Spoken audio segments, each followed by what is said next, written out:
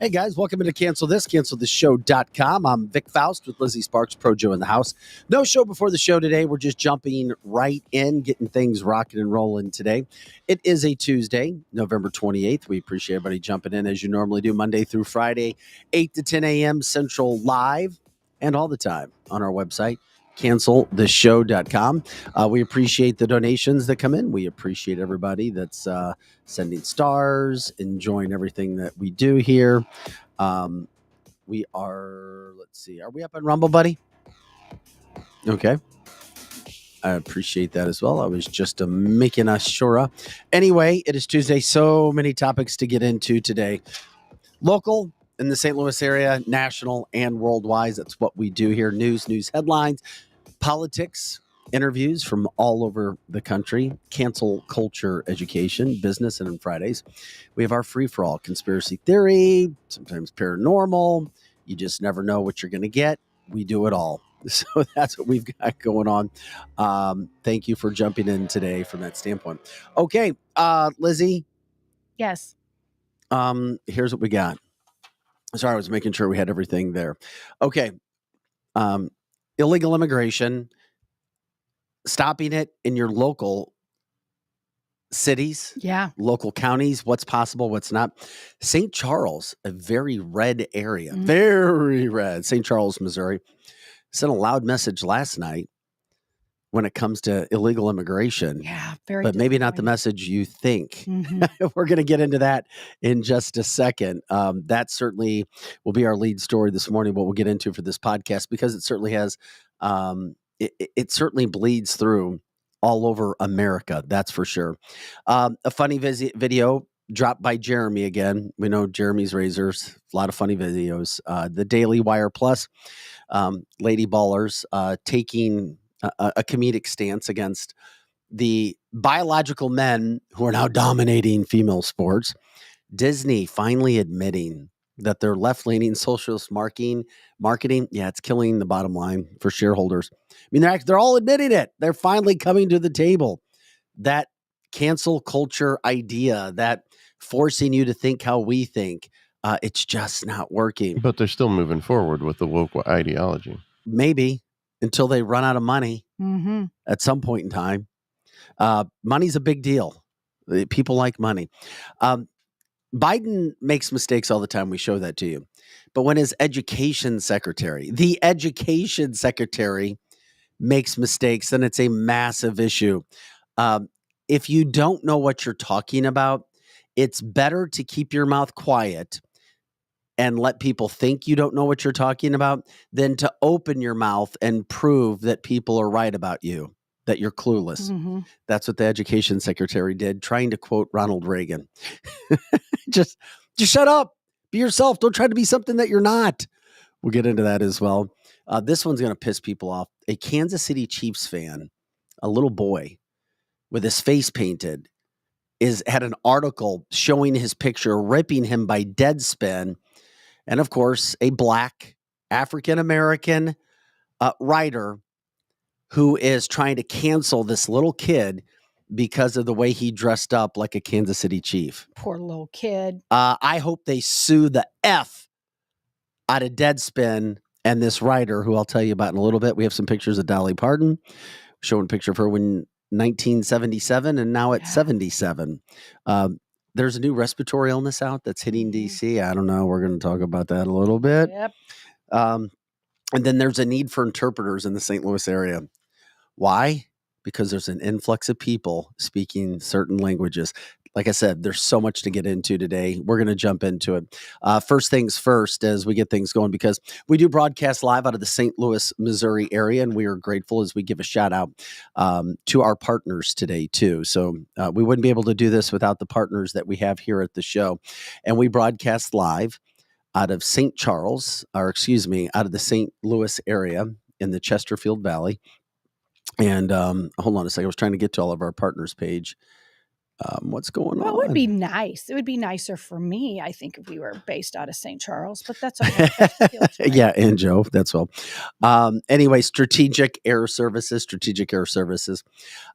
That's where we broadcast live out of the Chesterfield Valley. Beautiful luxury airport hangar, premier private transportation facility, providing all things aviation from aircraft management to concierge services and acquisition. And if you go to our website, canceltheshow.com, we have links that go straight to these websites where you can get in contact with people. They know that you're listening to Cancel This, and they help. They get everything going from that standpoint for you. They're also looking for pilots. Also want to give a shout out to WeQuip, a peer-to-peer rental marketplace where renters can go to search for items they need that their neighbors may have, but they might not. I have not posted anything yet. I am going to post the drone. We'll see. Good idea. Yeah, but you got to put the drone together. I forgot to put that in there yesterday. Yeah, you need to do that. I got some stuff, but I need to sit down and do it. But it's a terrific place. Check out some of the items that are on there. If you're scrolling through, you might as well be scrolling through there to see how you can make some money. Wendy's in the Chesterfield Valley. The best pizza, burger, wings, and smoked meats served on their outdoor patio as well. Heated outdoor patio, lots of space, great service, great time, live entertainment throughout the week, Friday, Saturday, and Sunday as well. Solar City STL, making renewable energy a part of your life. Justin Halavest says, let the heavy lifting be done by them. They do their own installations. They're booked and they're backed up with a lot of service because people are finding that solar is working, that solar makes sense, especially if you're using up a lot of energy. And for those people who don't want to rely on the government anymore, you can go to our website, give Justin a call, get a quote. It's pretty simple. Tomorrow's Weed Wednesday, Route 66 Cannabis. Your fast lane to the Midwest premier cannabis shopping experience. Go in, get a discount. Let them know that you hear them on canceltheshow.com. Any Route 66 location. Joe's gone in, gotten his discounts at Route 66. So go ahead, try it out. It's all sitting there waiting and ready for you. Experience Realty Partners. It's not getting good with news in the real estate industry. No. If you're doing anything real estate wise, you need to talk with Kathy and Steve. I mean, it's plain and simple. They come on Wednesdays. They explain, they give you a game plan. You cannot just attack things. You need a plan, just like you would with your money. You need to be keeping up with the market, keeping up with the mortgage rates as best as possible. And that's what Kathy and Steve do. Complete Auto Body Repair, the fastest growing auto service center in the region. They're amazing. Curtis Sparks and crew. Their tow industries as well. They take care of your car, everything A to Z. Once again, we have all the links under our partners page at canceltheshow.com. And Amini's Furniture, your leading supplier in traditional infrared saunas and saltwater hot tubs. The products are amazing. It's about health. It's about losing weight. It's about your heart. It's also about comfort. They'll take care of you. Get a quote. You can see how it can help you move forward. I am a massive, massive, massive believer in saunas. It's one of the best things that you can do for your body on a consistent basis. Okay, this is Cancel This. I'm Vic. She's Lizzie. Projo's in the house as well. We're ready to rock and roll on a Tuesday. This is what gets me going here. I've just received 2 opposing views for what happened. I don't care if you're listening in New York, Texas, California, Colorado, Missouri, wherever you may be, Florida. We've got a situation right now where you had St. Charles County last night. This is a red county for those people in the St. Louis area. You know, it's very Republican, very conservative. But there was a bill that was brought to the St. Charles County Council last night. It was Resolution 2308 opposing illegal immigration. I'm not quite sure what it meant, and I still don't know, and I'm still trying to figure out as I've talked to people. Bill Eigel is running for Missouri governor. He backed this bill. Mike Elam, who was here, just the voice of St. Charles County Councilman, who was here just a few weeks ago, he opposed it. Correct. And this bill last night did not pass. Yeah. Mike was not the only person. I mean, you had Councilman Schneider, Councilman Elan, Councilman Hollander. They all voted against the bill. So on the surface, a lot of conservatives and people who are against illegal immigration be like, what the hell? Why did you vote against this? Correct. Because you started to hear from people. You've got a tab on certain things that are coming. You live in St. Charles County. Correct. It shocked me when I saw this. What about you? I'm not shocked, but I'm very disappointed because our county council is very split. There's some that are very red, very protective of St. But they're Charles all County. red. They're not all red, though. But they're all conservatives. They're Republicans. They're not all conservatives. That's what I'm saying. They're supposed to be. They're all Republicans. Correct. But that doesn't mean that they're conservative. And I'm not calling anyone a rhino. I'm not doing that. But the board is so split. If you ever go to one of those meetings or even watch it, wherever you live, I highly encourage you watch or go to one of your county council meetings, because people that you thought had your county's back don't. And I'm like you, Vic. I don't totally understand all of it. But I think that I do. I think that I do. And Brenda is saying that in St. Charles County, and this happens in very many places, there is a blue area, and St. Charles City is becoming more and more blue. Now, this is a whole county-wide place. And I'm not saying that the place is completely Democrat, but it's right across the bridge from St. Louis County, and people move in there. And when they move in, a lot of them are Democrats that don't quite want to live far west into the county, but they just stop right there in St. Charles City. And they're starting to turn the county more of a purple color. And so I think this is my rationale thinking about the three that didn't. I think Mike Elam is a very nice person. But I'm going to talk about Mike in a second, too, because we've got quotes from him and Bill Eigel, who I spoke to this morning. I'll tell you what, I'd be interested to know what else is on the bill, because sometimes they like to sneak other things in there. Else. That might be why it was turned down. Nothing else was Nothing else was in this one. Well, yeah, I mean, what exactly was the verbiage of the bill then? Well, and you've got Mike Elam, who's in one camp, and you've got Bill Eigel, who's in another camp. Both very good men, but they don't agree often, and they're both, quote, Republicans. In St. Charles County, Bill Eigel is considered the far-right candidate. This isn't what I'm saying. This is what the perception of people are. He would like to be considered that. Yes, he wants to be considered that. Then you've got Mike Elam that is seen to be more friendly with more the establishment type, like Steve Ellman. Steve Ellman is the county councilman. A lot of people like him. He's the St. Louis County executive. Oh, yeah. I'm sorry. What did I call him? Yeah. Councilman. Okay. Right. But he's the county executive. You're right. He's like the head of all the councilmen. And to know Steve Ellman isn't necessarily to love his policies. He's considered Republican, but he often votes against the way the far right conservatives would want him to. Because he's trying to bring both sides together. That's the problem. Republicans try to do that. Democrats don't. Correct. And so you've got a mosh pit of people on the county council. You really do. You have an eclectic group of people that all have the R after their name, but they're really not that much alike. They're really not. Well, Mike says he knows he's going to get hammered for this. And he will probably lose. Mike is going to get hammered. And I like Mike, but I think that put his nail in his coffin. I now do not think that he will be voted county councilman because county executive. Yeah, golly, I keep saying that. Okay, the county executive. So he would be replacing. There's three people that I'm aware of that want to replace Steve Ellman. Mike Elam, it would probably be the most like Steve Ellman, and Steve Ellman has been in there for years. But Steve Ellman Mike Elam almost lost his race to Tony Frizella, who hardly ran. He's the far right conservative, but he didn't even campaign. I think if he had campaigned, he would have beat Mike Elam, Mike, when he was here, even admitted he barely won. I think not only will he get hammered for this, I think he just sealed the coffin on him not getting elected. Well, maybe sometimes people stand by their morals and what they believe. Correct. Whether other people agree with them or not. Okay, let's get in the meat and potatoes.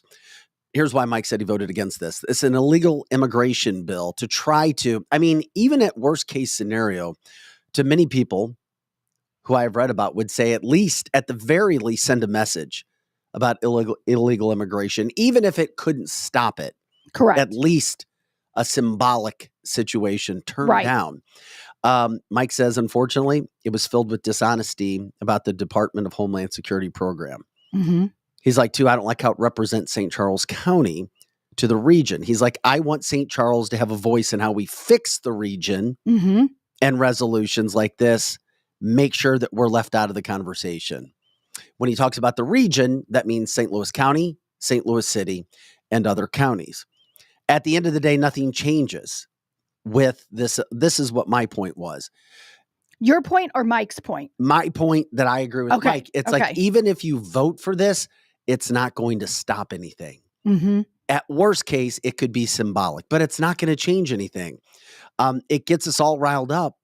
Oh my God, how could we not be in favor of stopping it? We're not going to stop illegal immigration. That's the Biden 3 years ago. Correct. Administration started the mass invasion that we're seeing now. He said, so at the end of the day, it changes nothing. Nobody wants illegal immigration in our country or state or county, but we need to be open to legal immigration, especially for those skills we are lacking. In talking with people who are part of that community, I learned how resolutions like this make sure legal immigrants, legal, not illegal now, legal immigrants take St. Charles County and even the region off their list of places to live. I know this is not a popular vote, Vic, in my party, but I feel that we need to get out of political games and focus on creating solutions instead of fighting each other. This does the opposite for no good reason. I do everything I can to stop illegal immigration. However, I will also do what I can to stop our region from the free fall that we're currently experiencing. Mike Elam. I love the thought of the region because as a person who lives in the county outside of St. Louis, I do care about St. Louis. However, what many people are upset with Mike about is the fact that he was elected for St. Charles County. I'm going to say that again. He was elected for St. Charles County. He was not elected for St. Louis region. And so he didn't protect, this is what people are telling me, he didn't protect our county. And people think the symbolic nature of what he's saying doesn't matter, does matter. And that St. Charles County stands for freedom for legal Americans, not for these illegals that are completely taking over our county. Well, Mike or Bill Eigel, on the other hand, then sent me this. He's like, the reason he felt this resolution should have been passed, and it wasn't by Councilman Schneider, Councilman Elam, and Councilman Hollander. He says it would have made clear to every citizen that they represent, that they don't support illegal immigration. There's value in representatives of the people taking stances in support of issues that people care about. This is the symbolic situation I was talking about. Correct. He's like, people are looking for unafraid leadership in this day and age. This was an easy way to show support. Yes. Lower level government weighs in on policies by higher levels all the time. So he's saying that, yes, even local government can take a stance. I bet there are a lot of people in St. Charles County this morning unhappy. Yes. This is where their county leadership has ended up and what they have shown. Eigel says the county can do more. Why not have also responded directly to state law and said that St. Charles will not be a sanctuary county? Amen. And will cooperate with state and federal authorities to enforce all illegal immigration policies, which is what could have been said. Correct. That would have connected it, and it connected it to a specific policy.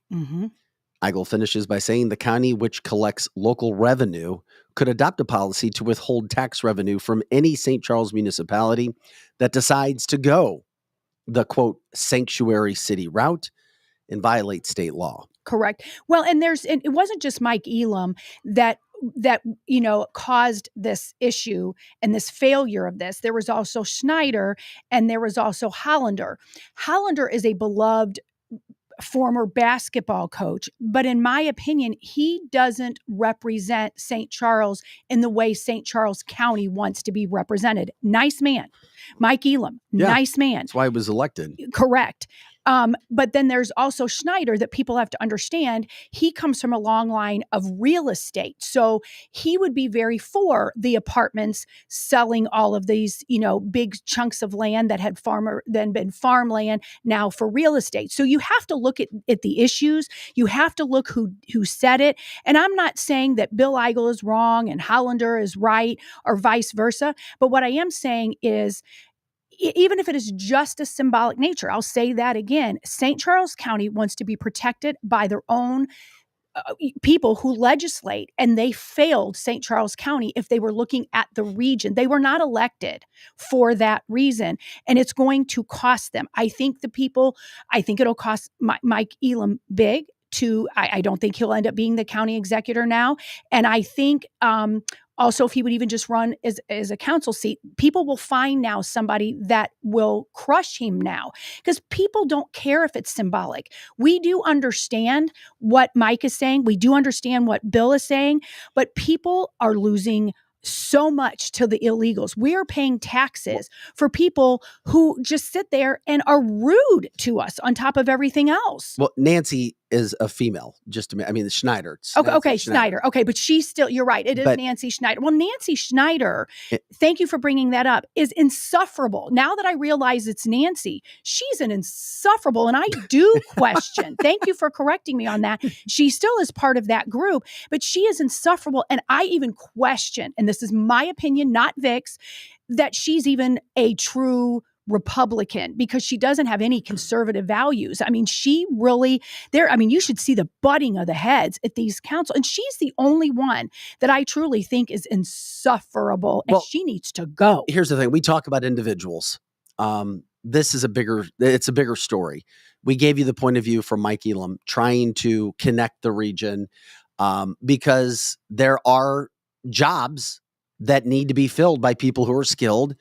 And the whole situation is trying to be open, but at the same point in time, not giving he says he's worried about giving the region a bad look when we need people to come here. He says people will not want to come here. Good. Don't come here. And maybe St. Charles County residents don't want everybody here, but they may not know about the open jobs that they need here by legal immigrants. Mm-hmm.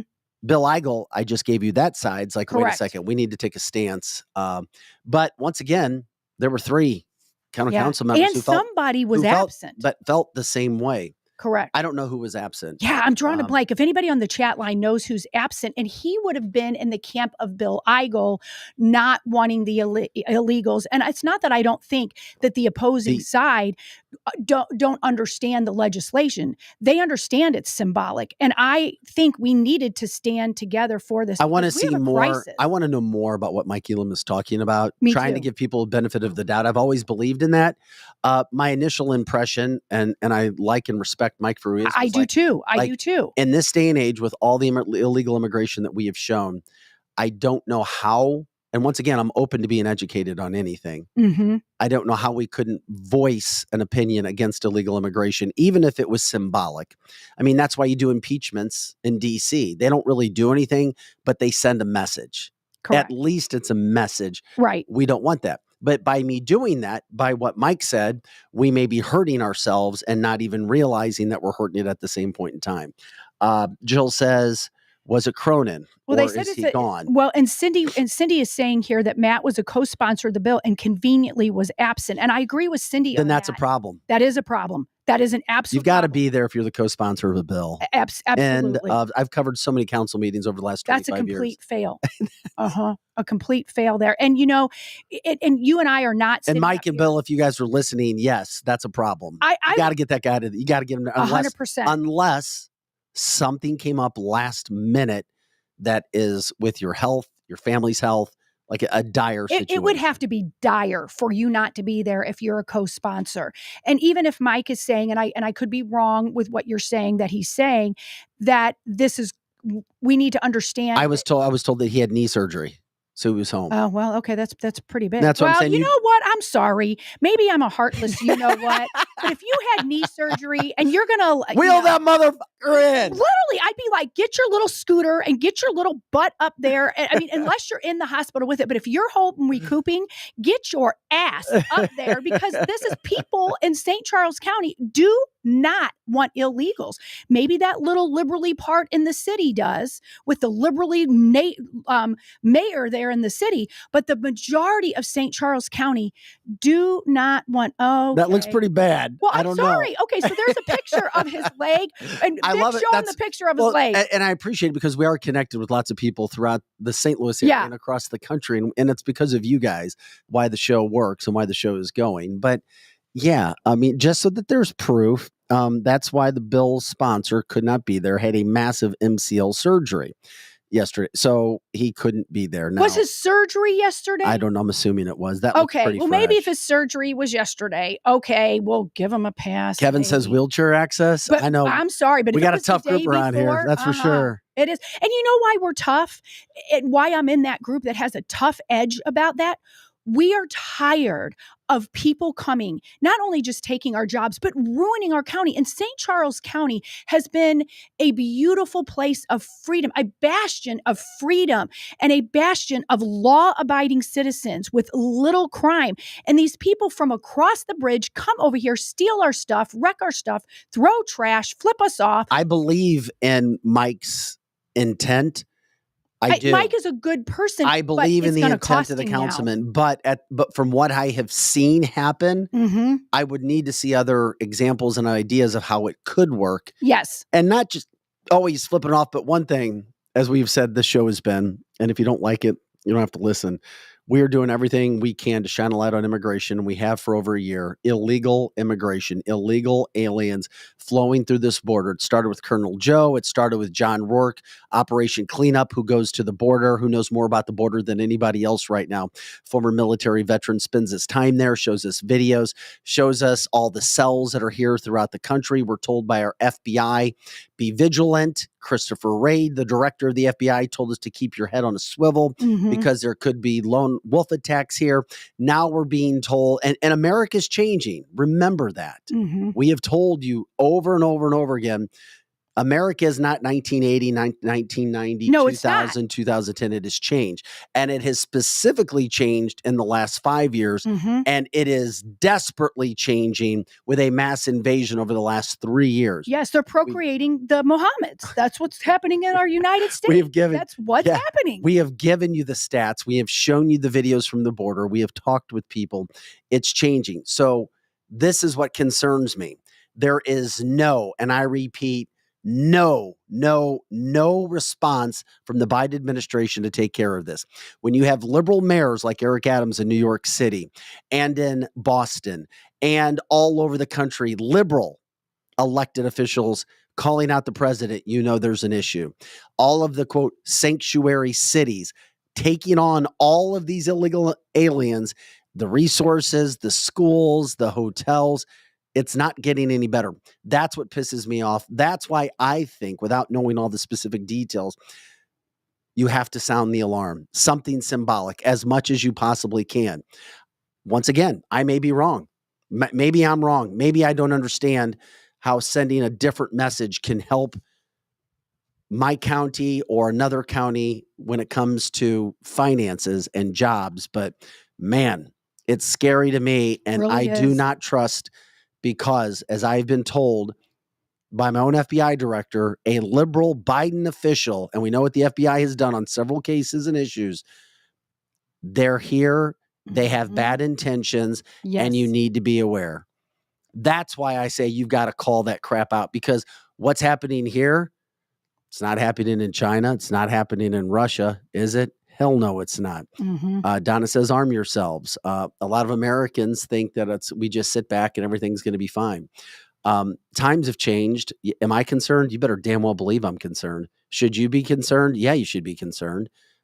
That's why I think you've got to do whatever you possibly can, because it's that slippery slope, especially with illegal aliens coming in. They're not going to stop.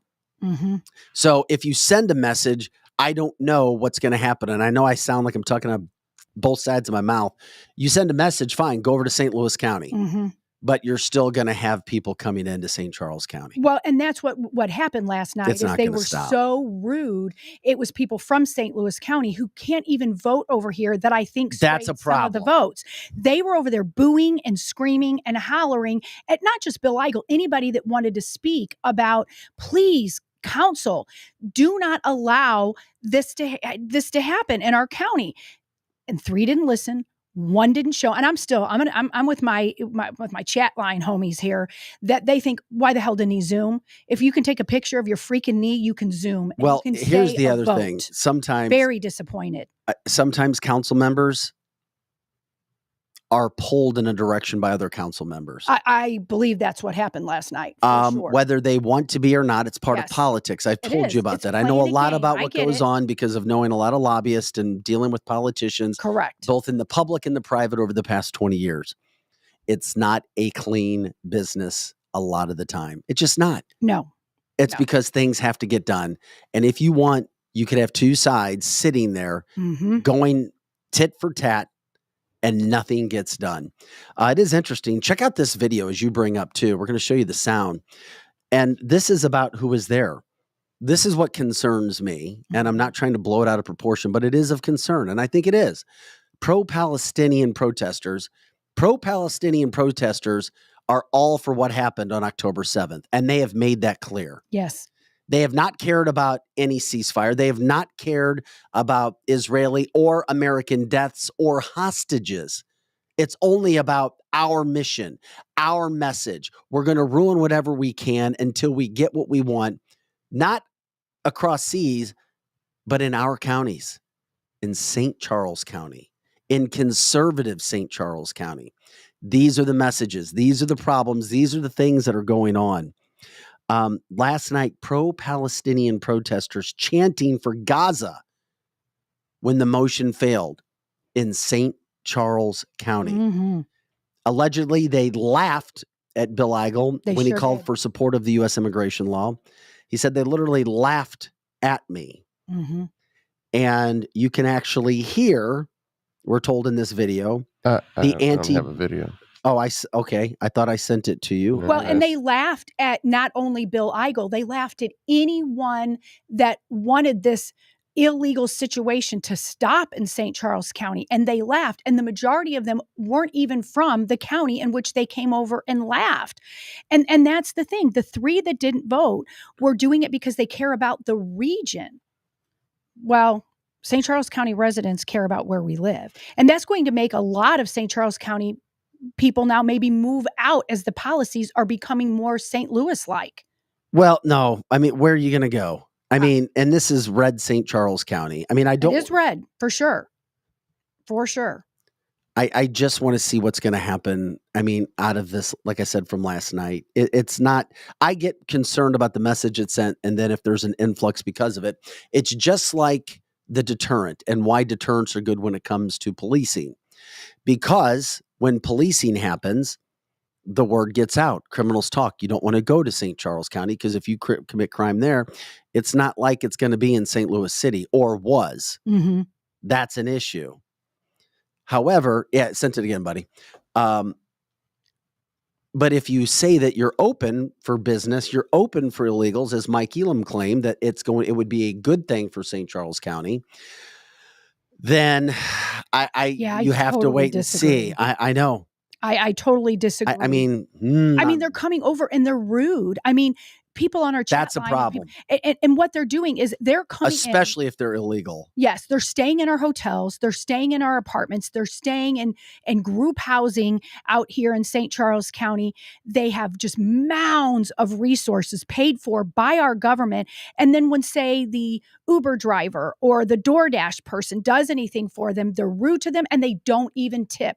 We're going to have a crisis in St. Charles County. We've been talking about this here since we began the show. I said, if it's not here yet, it's going to be. Absolutely. It's already here. And it's here. And it's starting to happen even more. So we were told, we were sent this video so that you could hear the pro-Palestinian protesters in St. Charles County Council last night.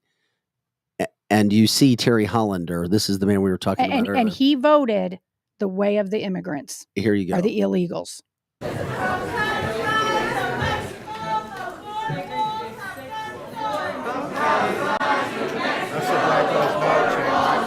Listen to this.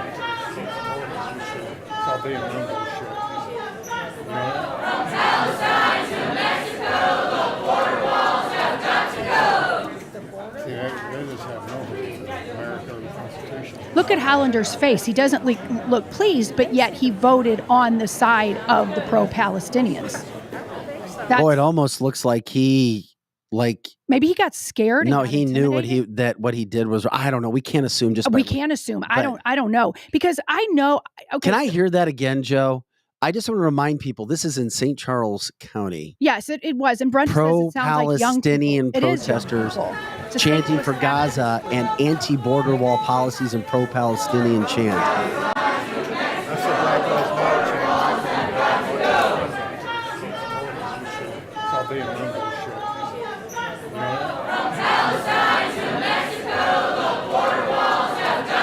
And this is a St. Louis youth activist group that was there. Very clear speaking English people too. Yes, it's a lot of them were the white liberal kids that you parents that raised those little assholes should be embarrassed. Lisa says, weird how they made a ready-made chant already. Donna, like I said, they will be so freaking sorry when the city of St. Charles is destroyed and trashed. And the three of them, there's Cindy a lot says of people they always fingers. vote together. Truth. Since a lot of them that are coming over, I'm sure there's going to be a lot of rapes and stuff happening too. You know, it's all men that's coming over. So, Bendy, we don't have a specific copy of the bill in front of us. We were trying to explain what it would do. Mostly, the bill was going. And here's to sum it up for you without getting into all the minutia.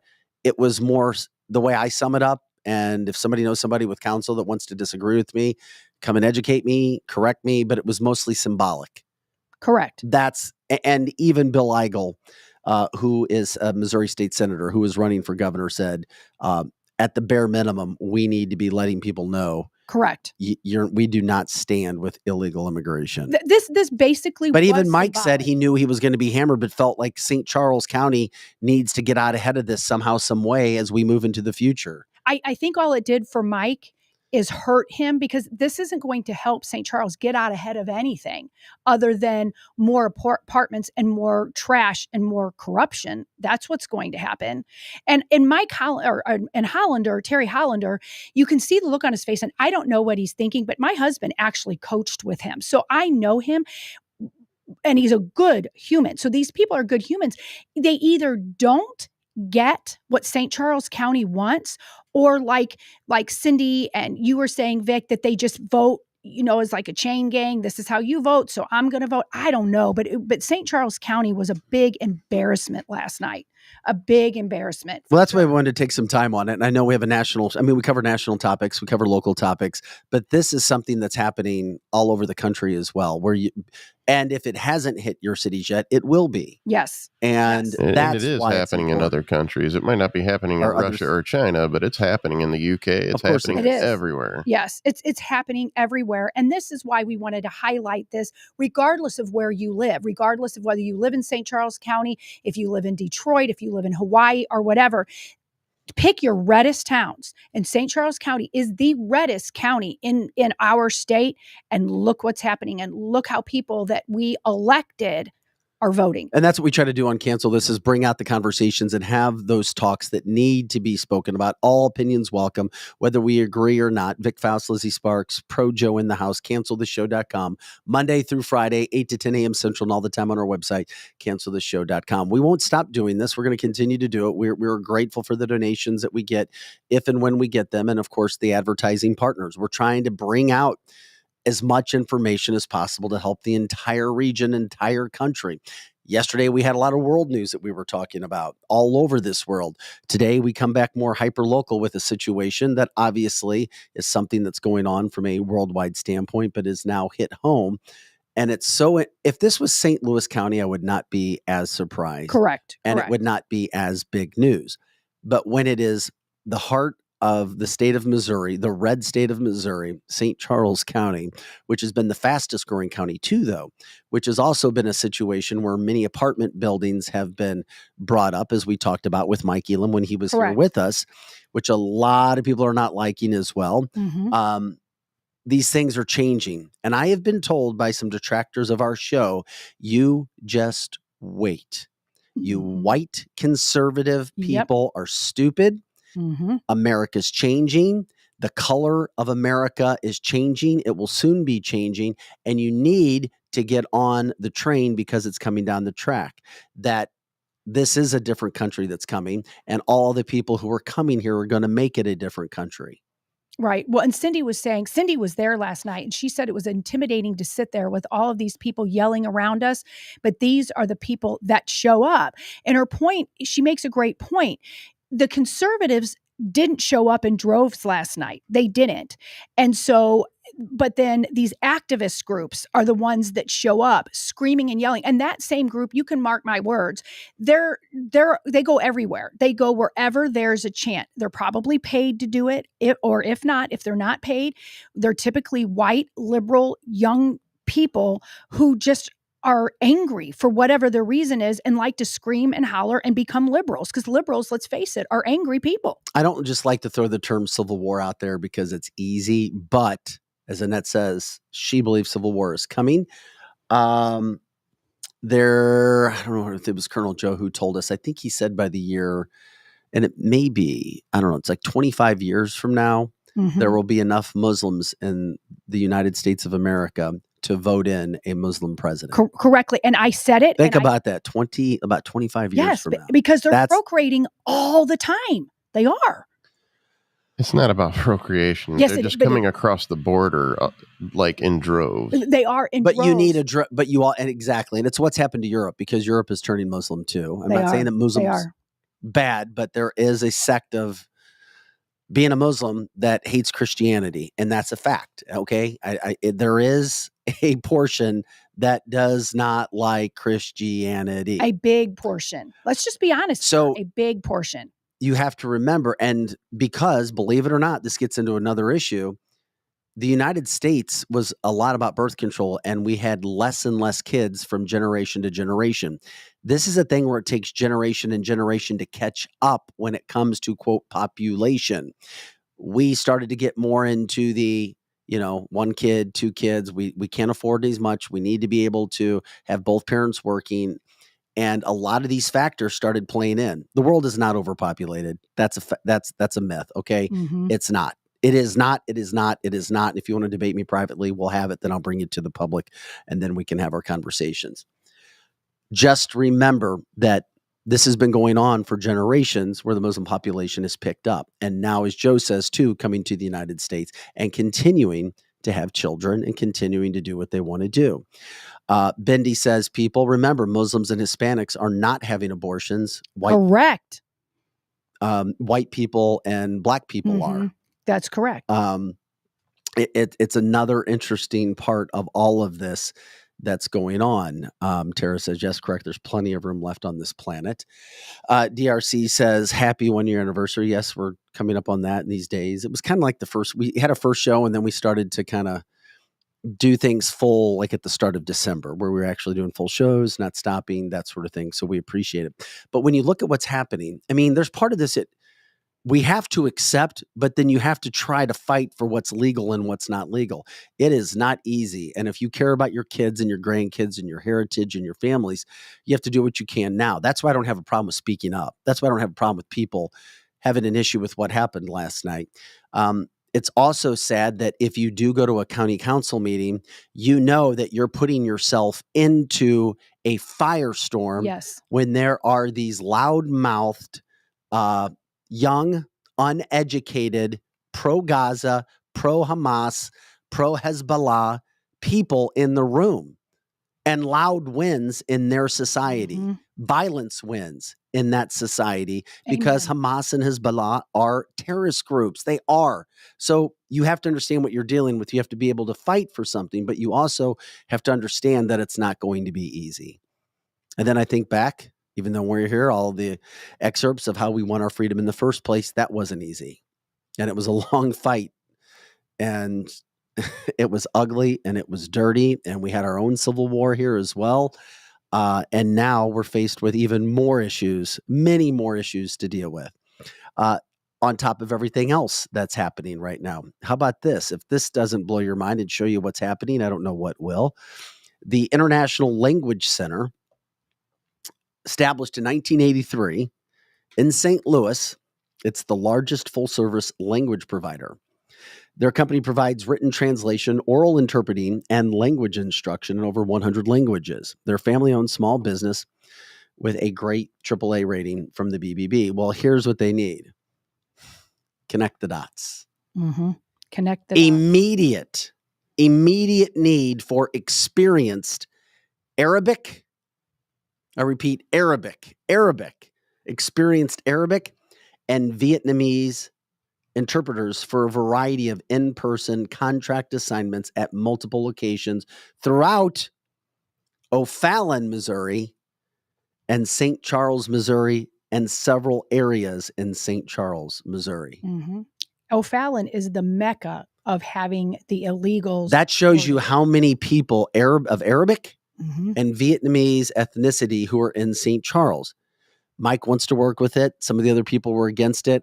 It's interesting because I do want to believe in the good of this country and what it was founded on, but we know there are just bad players. And we know why did 7,000 Chinese nationalists come in through the border or ports of entry just during the month of October?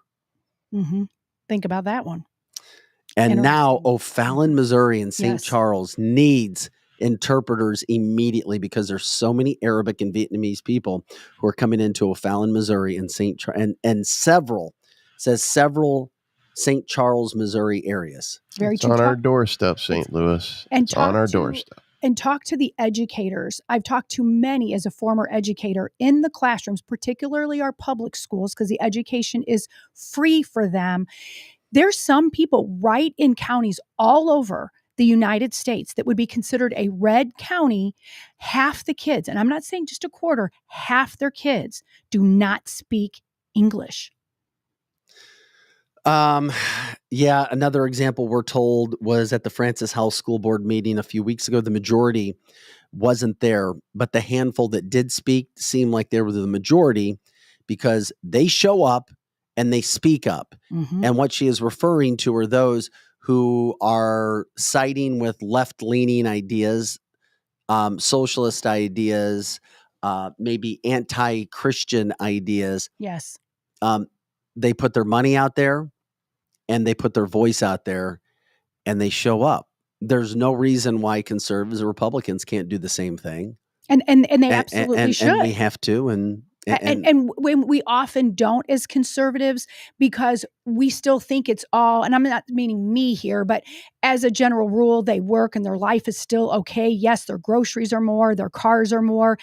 And they don't like to argue. They don't want to be bold. They don't want to get haters. They don't want to get blocked on Facebook and all that. And when you go to these meetings, as Cindy had talked about last night, that these activist groups, and these are activist groups, they come and they literally, and this is something people don't think about, as you're waiting to even go into these meetings, there's like a line and you have to go through a metal detector.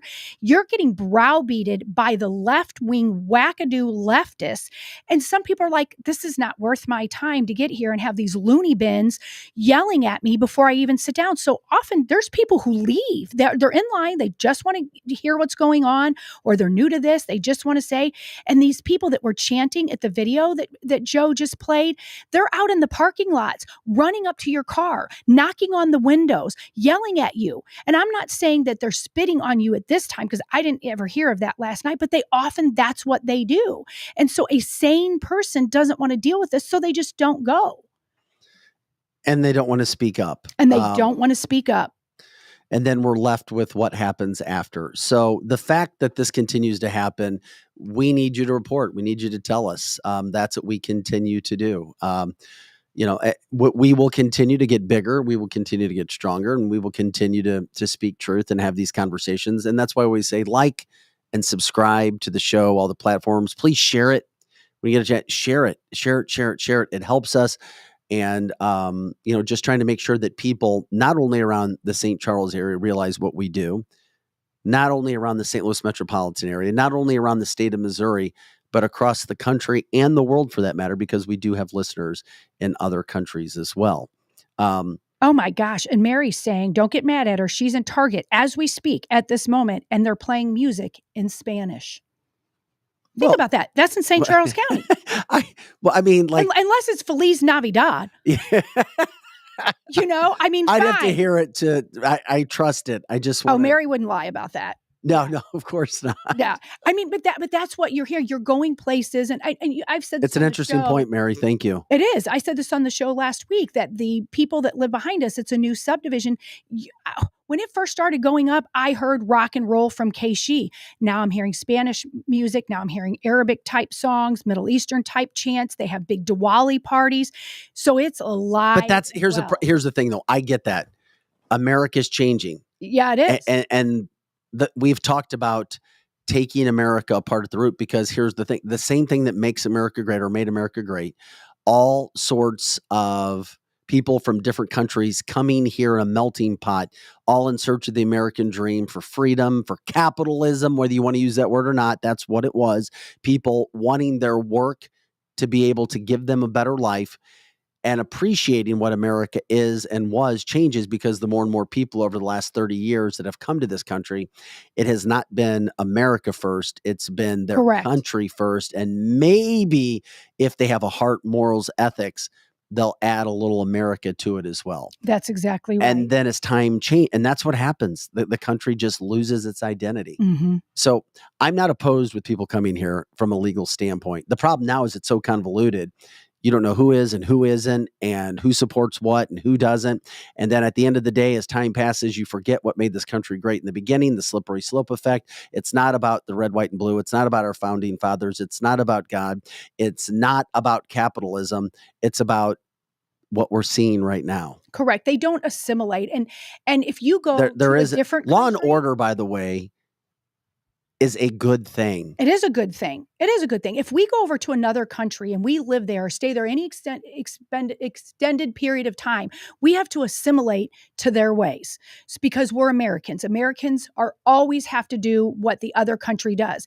Here in America, I don't see assimilation anymore. I see people coming here, they leave what they hated, they come to where they like that they have the freedom, but then they don't assimilate. So they bring the crap from where they come or where they came, where we are. So speak up, let people know what's happening, what's going on all around this country, all around your communities.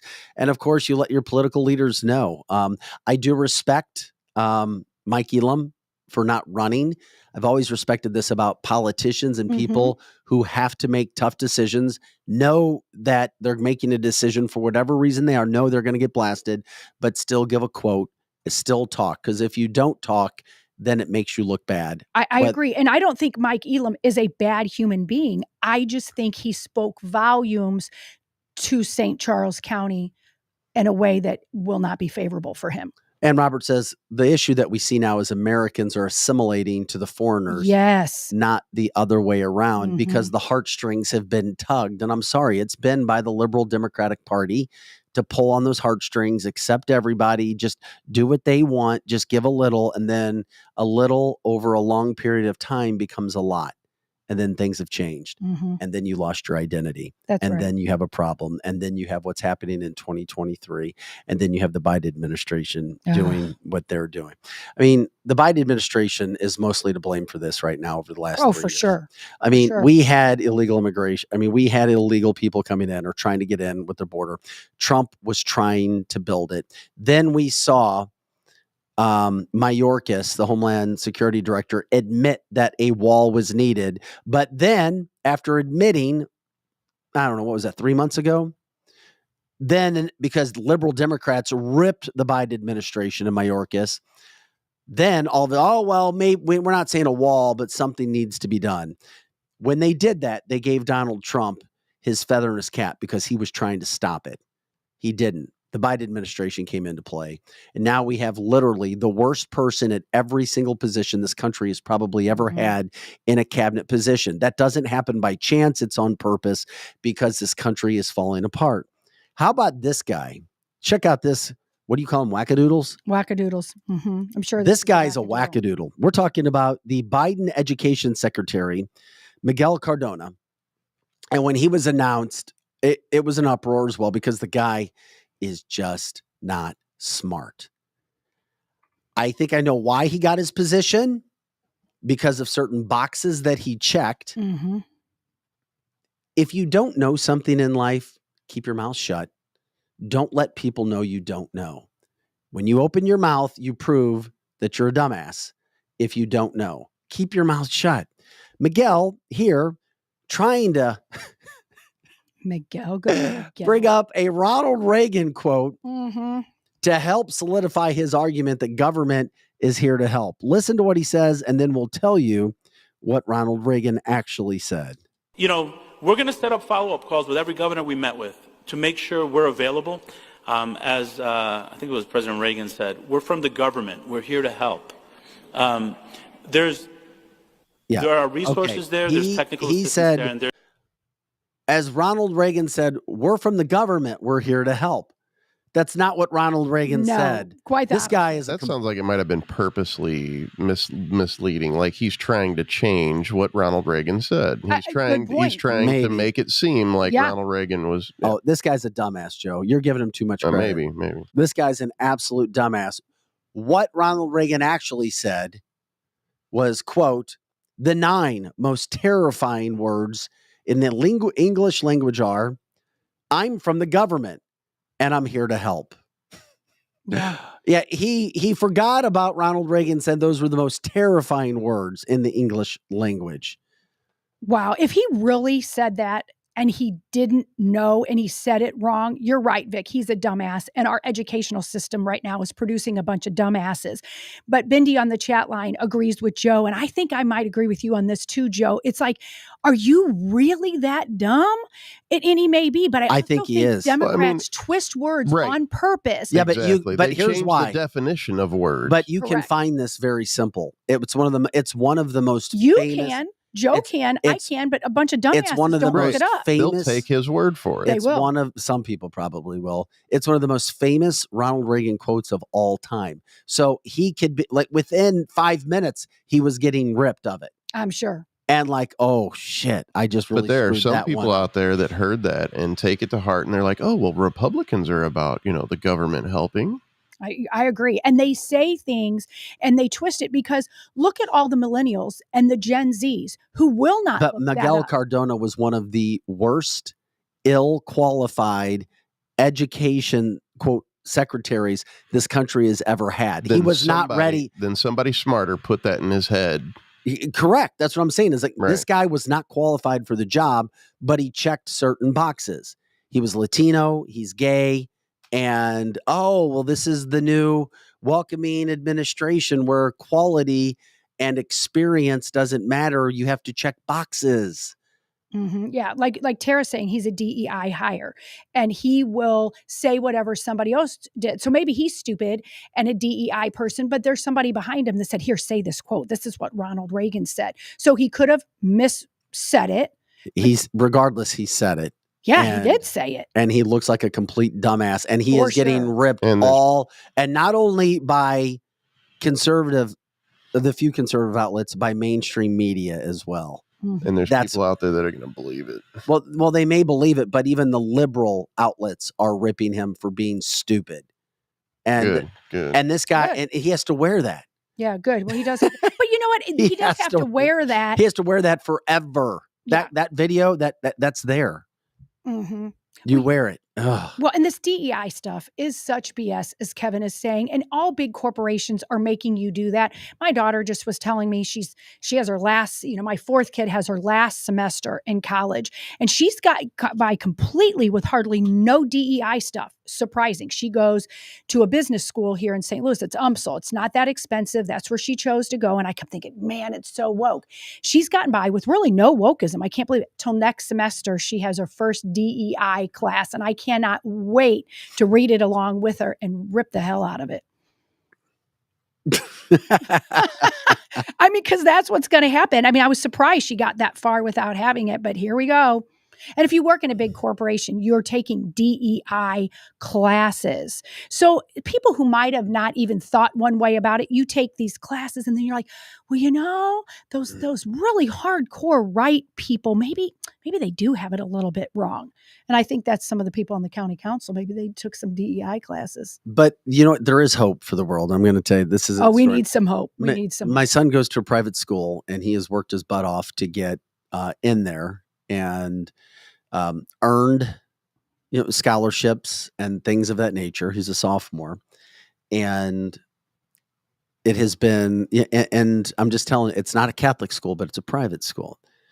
and he got the second highest grade in this extremely difficult academic Good school for him. on Second Amendment rights. You have to be so proud. Second Amendment rights. Love it. So I'm telling you, there's hope even in schools that are not, quote, conservative or Catholic or Christian. There is hope. That is really good to hear. There's hope. But he's being raised by you, and you're telling him the truth. Well, yeah, I am. But that doesn't mean it's always easy, because my daughter, who I love and has started to come back more centrist after going to Mizzou and changing, still doesn't understand, because the whole college aspect of Hamas is running rampant in our colleges. Yes, How does Vic know that? Because Vic has a daughter there. And it's not as much with the guys. Yeah. Once again, for whatever reason, it's the girls. It's the girls that are giving into this ideal of, oh, well, my daughter tried to tell me that Israelis believe they don't want to have their own separate place. Israelis want Hamas, and they believe in what the pro-Palestinians are saying. Yeah, she's being fed that. And she even looked at me like she started to get angry, and I backed off for a second, and I'm like, yeah. You know why she's doing that and why it's more girls? Girls care more about what their girlfriends think, even than they care about guys. Guys, for the most part, don't get into the peer pressure other than in college. I'm talking about college, other than maybe a drinking game or whatever. Girls at that age are so, I guess, caring about what another girl thinks of them. And if the whole big group of girls are these white liberal guiltists, that's why girls go along with it. And it's sad, but that's really the case. I have to pull my girls back that were in college a little bit about that too. And they're not getting the pressure from guys on this. Tara says, my son sees no Palestine Hamas support in Springfield. That's a good thing, because Springfield, Missouri can be very liberal and liberal leaning towards some of the ideals of the Hamas group. Aaron says those girls will regret it when they have to live under Sharia law. Yeah, they would. Absolutely. But I'm telling you right now, most of these younger women or women who are in college have no idea what Sharia law is. They have no idea what they would be subjected to under Sharia law. Yeah. Angie says there was a protest over here on the weekend. It was bad and it was violent, like most of them are now. And Robert says seemingly girls are now more competitive against each other. That is true. Than boys are. I would agree with that. And that goes with things we've said on the show before, that it seems like the testosterone level of boys have dropped down and they're not as competitive. And the girls, I'm not saying that they have more, estrogen or testosterone or whatever, but they're groomed for the little boys to sit down, be quiet, you little sissy kids. And the girls just are constantly butting heads with each other. And that's all by design too. It's a interesting time, to say the least, as we talk about. We're going to continue to do what we do here. This is canceltheshow.com. I'm Vic Faust with Lizzie Sparks, Projo in the house. And we always ask you to please like, subscribe, share the show. It helps us with all of our platforms. On canceltheshow.com, you can see all the platforms that you can listen to. You find one that works for you. We're also there for our audio listeners as well, our podcast listens, which people listen to right after the show. Joe gets the show up after its live broadcast within like 20 minutes, and you can listen to it on the podcast as well.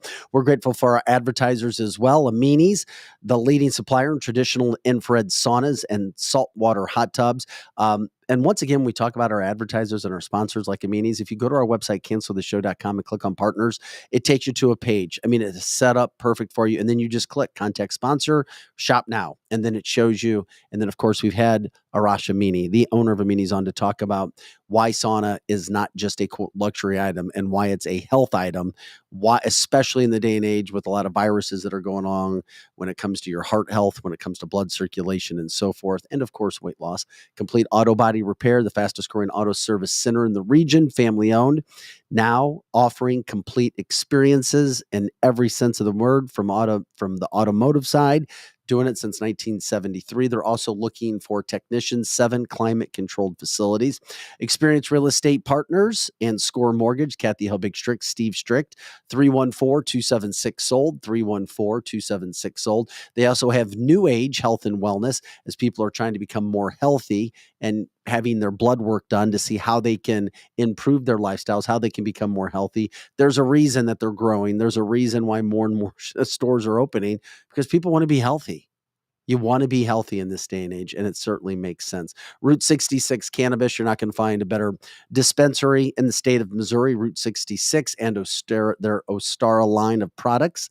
You can contact the sponsor and shop there as well. Solar City STL. Once again, that's Solar City STL, making renewable energy part of your life. If you want to have any questions answered about solar, it's a fact it's going to save you money over the long haul. And if you're using a lot of energy, it's one of the best things you can do right now. And if you want to get off the grid, you can do that as well. Strategic Air Services, where we broadcast live, the premier private transportation facility in the region. They're also looking for pilots here. WeQuip Services, a peer-to-peer rental marketplace where renters can go and search for items that they need and their neighbors might not have. You have all kinds of things there. Check it out. Really, really cool company that they've put together. Of course, Winty's, longtime sponsor, advertiser in the Chesterfield Valley, literally not even a half mile from here. Some of the best food, pizza, burgers, wings, smoked meat you're going to find, and a massive outdoor patio.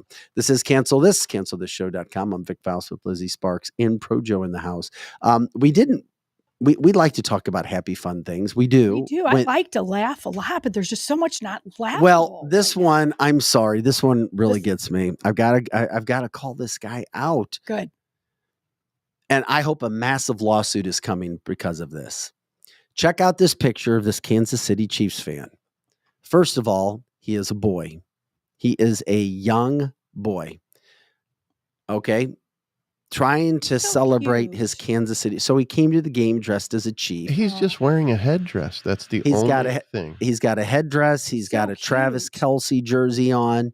His face is painted up in the black and red, the Kansas City Chief colors, trying to support his team. Well, you had Deadspin, which covers sports and some politics, and a writer named Karan Phillips, and he's based in the city of Chicago. Go figure. He's an African-American man, ultra liberal. Did I say ultra enough? Ultra. Say it one more time. Ultra liberal, who has posted this picture nationally, calling out this young boy as being racist for having blackface.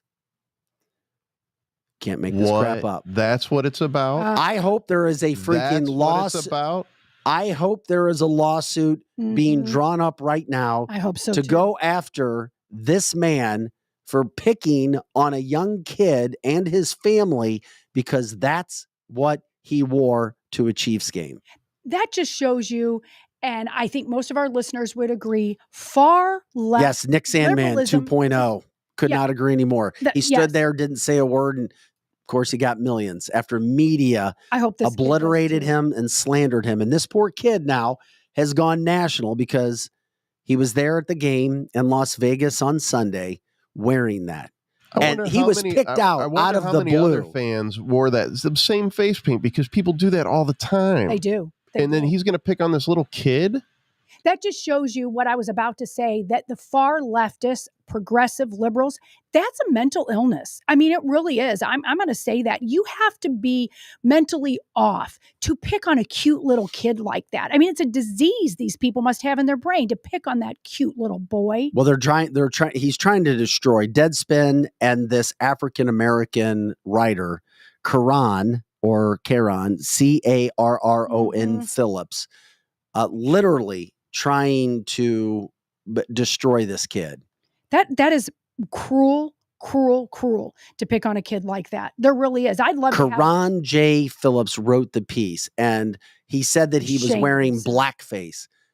That is not blackface. Give me a freaking break. No, it isn't. He is not trying to act black in any way whatsoever. All right, everybody, you can't wear mascara because it's too close to blackface. I'm screwed. That is ridiculous. I mean, but that's the problem with a lot of these people. Look at his face. It's only half black anyway, and it's half red. That's where so many people that are black, that are racist, I'm only talking about the black racists, and there's some of those too, that they are half black, half white, but they only talk about their black side. You notice no Native Americans are coming forward. Correct. Well, of course, there's no problem with that. They probably think he's cute. Well, the other part of this is he didn't just call him out for wearing blackface. He wants Roger Goodell, who is the head of the NFL, to call this out as being wrong. Mm-hmm. Come on now. Obviously, Karan is trying to make a name for himself with certain people who probably are sympathetic to the Jesse Jackson type. Maybe. I just makes little or no sense at all. None. It's mean. And the Native Americans, as a general rule, think this is all nonsense, that the wokeism is ridiculous. They're not saying a word about this. It's unfortunate too. There's another thing that I'm going here. Deadspin actually used to be, it was pretty good. I mean, they had some really good articles, and they're trying to go woke. Mm-hmm. I was hoping somehow, some way, Deadspin or this, if you want to call him, writer, gets sued in the massive way for doing this. Unprovoked. Nothing was done to them. Just picking a kid out of the blue, just sitting there. I wonder how many other people in that stadium were dressed in the same face paint. I really do. Similar. Probably quite a few. And if that was my kid that he went after, I would own Karan's house. At the very least, this racist Karan J. Phillips, he's so racist, needs to give a public apology to this kid and his family. So Deadspin, you're on the clock. For sure. Karan, you're on the clock. If you make a mistake and you screw up, maybe he doesn't think he made a mistake. You apologize and you try to move on. Right. Well, he's not going to apologize. And I'm not one for a whole bunch of big apologies. If you said it, you need to own it. And if you really didn't mean to say it, fine, then apologize. But if you're not sorry, go live your best life.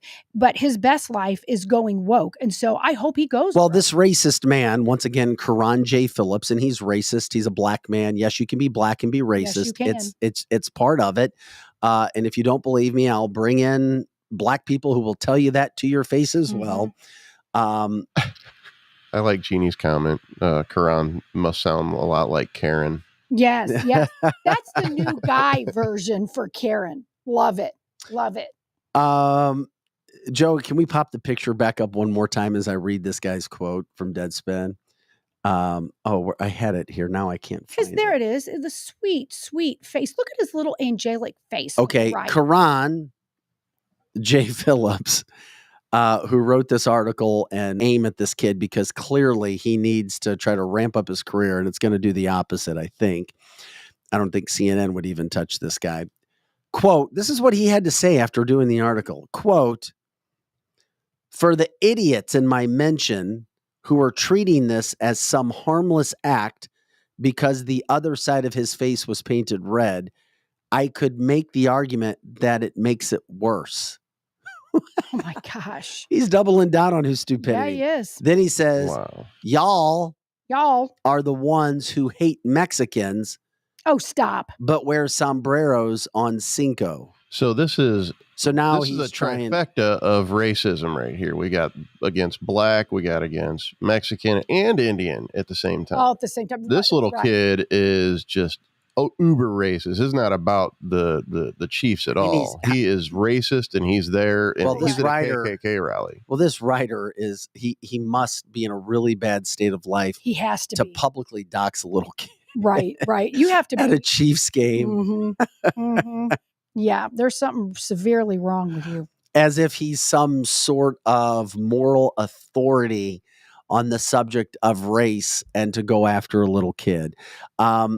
We haven't heard from Karan since then. It will be interesting to see what happens regarding this guy. His comments were more racist than this kid Yeah, of course appears. Of course Correct. And that's so sad with these racist people. And what is this? It seems even with the county council that we were talking about earlier, some of those people that were chanting wanted to make it that white people hate Mexicans. It's almost like the liberals do, because whatever they're calling out, that's really what they are. So there's all of a sudden what's Knight is bringing it to light. Well, that was part of what ISIS's game plan was, to accuse others of what you're doing. Correct. If you're killing, correct. Accuse others of killing. Absolutely. Absolutely. That came out too when we were dealing with ISIS as well, the ISIS playbook, so to speak. But that crap is still going on, believe it or not. What you have, I mean, I'm like, what? Really? This stuff's really, really, really, really happening. About a better topic, some funny stuff before we get into some stuff a little bit later. Let's show Dolly. Can we pop up Dolly? We've got 2 pictures of Dolly Parton. 2 weeks ago, she performed at Tennessee's stadium, Knoxville, Neyland Stadium. Peyton Manning walked her out. And when she was performing, she brought a lot of subject. Well, last weekend, she was at the Dallas Cowboys game for Thanksgiving. That's Dolly Parton at 77 on the right. That's amazing. Dolly in and 77. Dolly, yeah. I mean, for our audio listeners, we're showing pictures of Dolly Parton. One, when she took a picture back in 1977, and now at 77. There's been some money invested. Oh, there's no doubt about it. Yes, she's had work done, and we all know that. But that being said, like the only thing that she really has covered up is like her stomach. She has some sort of a gauze thing over it. So that's not really her skin. But that being said, gosh, when I'm 77, I hope I look like her. I know.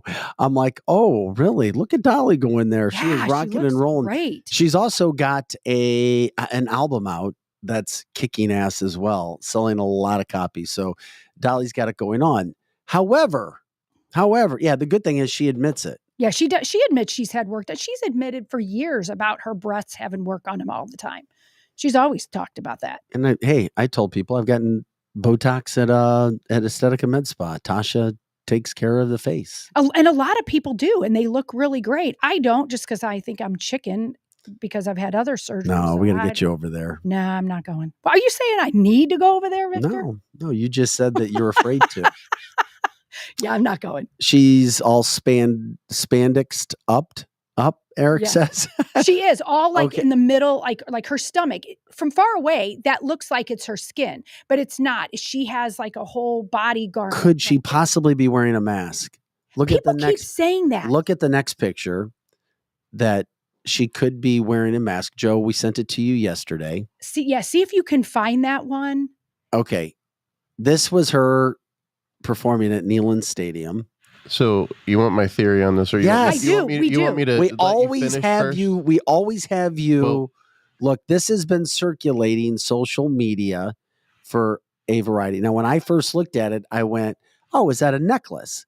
Does she have a necklace on?" And then there were people that I was reading the comments say, "No, it's not a necklace because a necklace would not be vertical." Mm-hmm.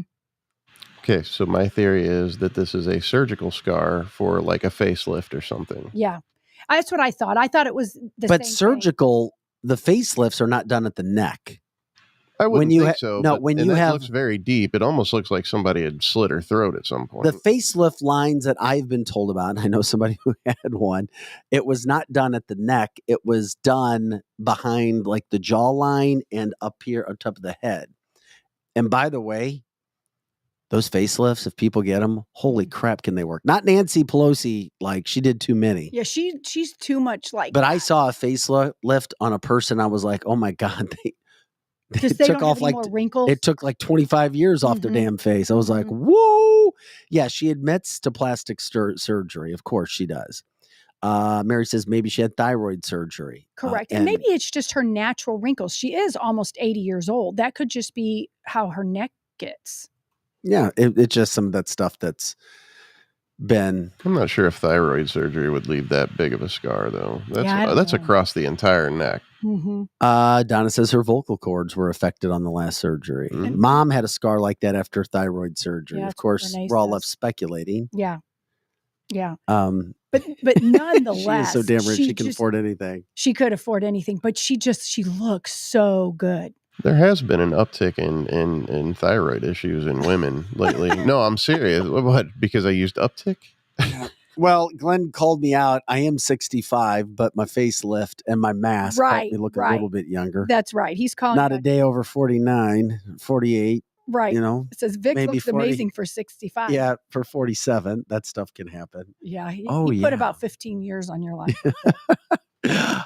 While we're laughing a little bit, you guys, Jeremy from Jeremy's Razors, he does some funny videos. Yes, he does. Well, he's put another one out with the Daily Wire Plus. This is interesting, this video.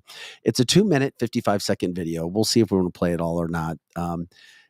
Taking shots at what's happening in this country regarding females. And by the way, we're starting to hear more and more stories about biological boys playing female sports. Yep. At a teen level, a high school level, and a college level, and females getting hurt by biological guys. It's really, this is their take on some comedy regarding this. So we'll go ahead and play this and see how long we stick with this. In a world where women's sports is being transformed, the Daily Wire calls foul with the most triggering comedy of the year.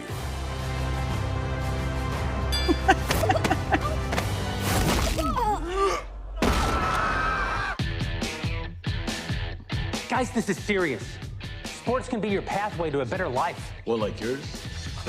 Please don't steal my catalytic converter again. Winning matters. It's the key ingredient in becoming a winner. Maybe you should try it sometime. Are you gonna move? I am not. Let's cut to the chase. I know you're not a woman. Hey, you don't know how he identifies. If you can beat them. What do you know about the U.S. Opens for the Global Games?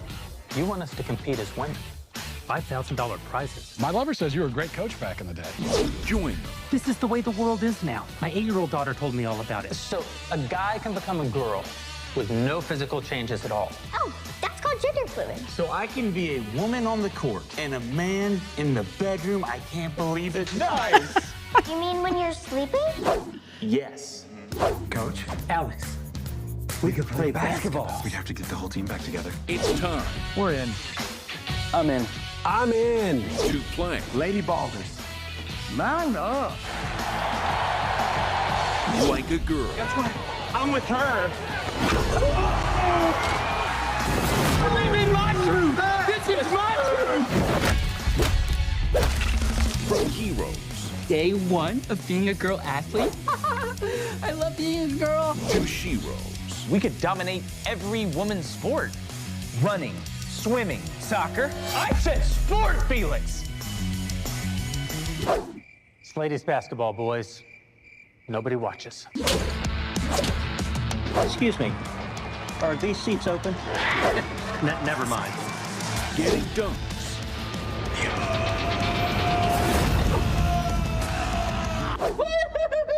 And tucking trunks. No, she didn't.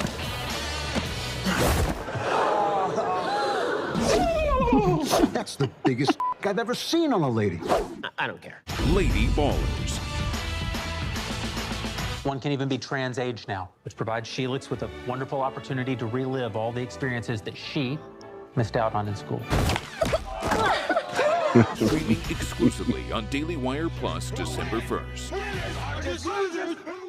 Okay, there you go. Daily good. Wire Plus, having some fun at the expense of the biological males playing female sports. I can't wait to see that movie. It's going to be good. I'll pay to go see it at the theater. Funny, but kind of sad all at the same time.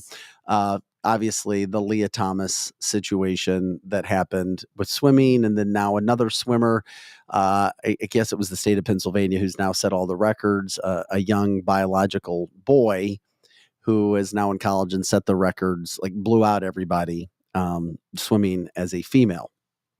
I'm sorry, I'm a huge fan of comedy, and there's no holds barred in comedy. So there shouldn't be, right? Right? Nope. Hell no, there shouldn't be any. No feelings in comedy. Mm-hmm. There you go. No feelings. Yeah, of course there shouldn't be. Anyway, you can check it out. And of course, the Jeremy Razors guy he's fantastic. He's funny. They put out some pretty damn good videos. And of course, just trying to have some light in the midst of some of the craziness that's happening in our country. We did have, oh my God, Greg. Greg says more balls on the court than a McDonald's playground. Poor Greggy. Derek says yes. Blazing Saddles when comedy was really good. Megan Marie says SNL even making fun of trans athletes. I did see that. Yeah. SNL has come to more of the mainstream in the last 6 months. Well, I think when they moved from Netflix and they noticed that nobody followed because they were going really extreme left, and now they're trying to get everybody back. Yeah, and I sure hope so, because Saturday Night Live was so funny back in the days. My favorite skit, of course, was Sweaty Balls by... Of course it was. It's a Christmas show, and it was so funny. Like but here's why. Not just because it has balls. It was NPR. It was like, NPR, let's talk about the sweaty balls in our cooking. I mean, that is so funny. I miss that. I still watch that one, but I mean, that's, I didn't even get it about the balls at the time, but I loved every time she says it, I have to hit it. Oh, of course you do. Yeah. They made fun of NPR, and that is still. Have you ever listened to NPR recently? I turned it on not too long ago, and they just talk like this still. They sound like a bunch of morons. Does talking about NPR have podcast? Somebody asked me that recently. I think, I'm not absolutely sure about that, if they have podcasts. And why not?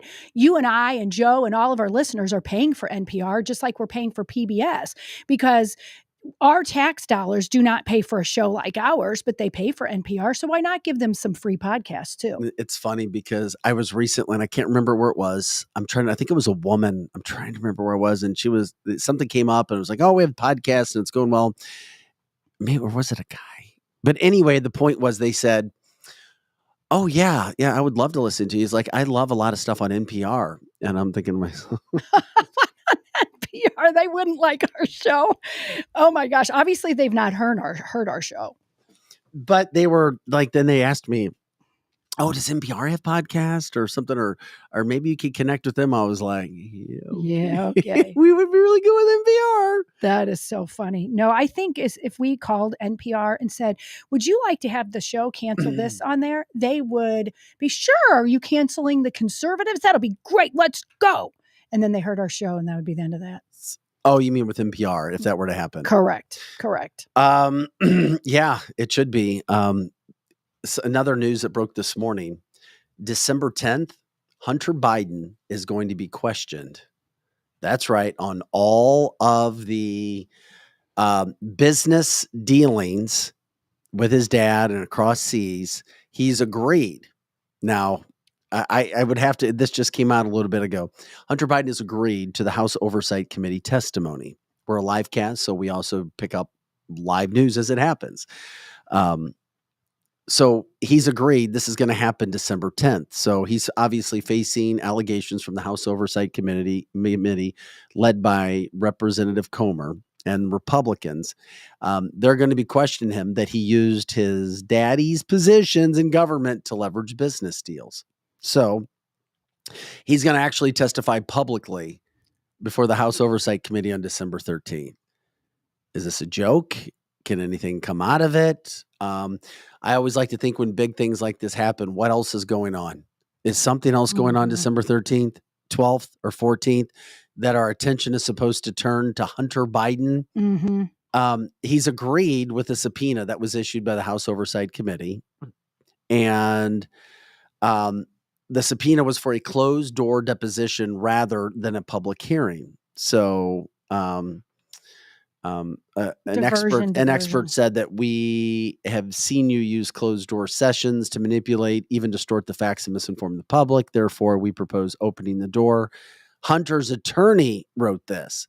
If, as you claim, your efforts are important and involve issues that Americans should know about, then let the light shine on the proceedings. So Hunter Biden's attorney wanted this to be public. The House Oversight Committee was trying to do this behind closed doors. So we have to figure out what's happening here. Quote, Hunter Biden is trying to play by his own rules instead of following the rules required of everyone else. Mm-hmm. That will not stand with House Republicans, Comer said in a statement to Fox News. He also said, our lawfully issued subpoena to Hunter requires him to appear for a deposition on December 13th. We expect full cooperation with the subpoena for a deposition, but also agree that Hunter should have an opportunity to testify in a public setting at a future date. So maybe some lines being drawn in the sand. They want him for whatever reason first behind closed doors and then give an opportunity to go public. Of course. Of course. Is this going to be of interest to people? I don't know. The committees also sought interviews from James Biden's wife, Sarah Biden, Biden's daughter-in-law, Hallie Biden, the widow of President Biden's son, Beau, who later was romantically involved with Hunter, Hallie Biden's older sister, Elizabeth Secundy, and Hunter Biden's wife, Melissa Cohen. Now I am confused. I just feel like I took a trigonometry test, right? To connect all the Bidens and the brothers and who was married to who and who's dating who and who has kids and grandkids and strippers and coke and yeah. I mean, it's just everybody is just so fatigued, I think, about this Hunter Biden thing because nothing's going to happen. It's just a diversion from something like you said earlier. What's really going on that they don't want us to see, that they would bring him back up? They're not going to do anything. And behind closed doors, all they're doing is prepping him to say what they want him to say. Well, yeah, I don't, like I said, diversionary tactics. I have no idea what's happening. Mm-hmm. I am curious because that was big news that came out today. Yeah. All of a sudden it's like, oh, he's going to talk. Okay. What the hell's going on with this? Why is this actually happening? Because normally this stuff isn't going to happen and we're not going to be talking about it. Yeah. And Lisa's calling him an exhibitionist. We all know that he just likes to walk around, Hunter Biden, in his naked body, and they'd have a hard time showing much of the evidence. Think about it. Yeah. I was waiting for a joke. Sorry. Well, but I mean, there is probably a joke behind it, but it's like he literally just goes naked on everything and they can't even show the evidence. Unless you want to look at it. Yeah, I know. Trigonometry. Trigonometry, all of the trigonometry. Oh. Something else that's happened, and Aaron, one of our commenters, Aaron, said earlier, it kind of all connects, and I'm curious. It does connect. Why did a Chinese nationalist have a biolab in LA that was discovered recently? Yeah. What the hell is going on in China? Or excuse me, in Los Angeles with a Chinese nationalist owning a biolab? And they found all the usual suspects with the cupcake and malaria and some other things. They found all that at this lab. So not only is that happening in the state of California, Gavin Newsom, that is his state. Now we all of a sudden have a severe respiratory illness that's making its way through DC. And guess what? We're now being told that it has hit DC in a massive way. And it's the exact same respiratory illness that China has been dealing with. Of course it is. Of course it is. And of course, that's where it hits. Of course it does. And now we also have all these viruses that are hitting dogs now too. And that people, I didn't know about what's hitting dogs. Parvo. Yeah. Parvo. It's like Parvo. But Parvo's been around. Yeah, but now, it's now an epidemic, and there's a strain out there that's really hard. Right. Yeah. Right. And they're telling you, and this immediately is when I cocked my head at that. They're like, it's this weird strain of Parvo, and all over the people like the CDC types in the left are saying, keep your dogs out of, kennels and keep your dogs out of doggy daycare and all that. Like there again, they would want to hurt the dog daycares, the kennels. You can't even take them according to them to get their hair groomed and all of that. But I think it's the left PETA group type of people who just don't like any of those sorts of doggy daycares. Maybe not. Any of that. I mean, again, as soon as they said stay out of doggy daycares, I'm like, oh, stop it. Stop it. Give me a break with that. But yeah, it's this disease and things hitting DC. Now it's hitting the dogs. I mean, I think they think we're dumb. I mean, it's like really.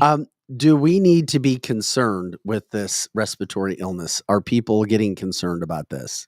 I think people might have gotten concerned before the whole cupcake thing. And now people are tired of being told what we should be afraid of. We should be afraid of what concerns our family. I think we should be afraid because they didn't get it right the first time. They're trying again. And I have a feeling they're going to be a little more successful this time. They're going to keep trying and keep trying and keep trying because their whole idea of the shot and stuff like that was to kill off the elderly. And there is weird cancers, very aggressive cancers in elderly people that took the cupcake. We'll continue to follow that story as well. They're banning my breed of dog over there. Interesting. I'm assuming Jeannie says, I know 3 people that were hospitalized. I better mask your dogs. Yeah. Yeah. Put a muzzle on that dog you got there, especially if you have a German Shepherd. Muzzle those things. Disney. Final topic today because it'll take a little time. Actually, before you get to that, Derek sent me one thing, and it's to prove a point on a previous topic here. Okay. This picture. Let's see what we got. What are we looking at here? People wearing blackface at sporting events. Yeah. Oh, they do it all the time for the Raiders. Yeah. Right. They do it all the time, and they're not considered racist. Right. But that little kid at a Chiefs game. Uh-huh. Yeah. Oh, yeah. Oh, yeah. Anyway, sorry. Go ahead. Yeah, we were giving him. Glenn says, by the way, the respiratory illness is mainly affecting children. And we already know China lining does up not at like children. their children. Hey, Joe, check out the video I sent you when you get a chance. There's a couple of them of the streaker. Yeah, the streaker. I mean, you see his butt. He's naked. He turns around. I mean, we don't have regulations here, really. You can't see his package. Maybe it's because that's where he was at a small world. Bump. But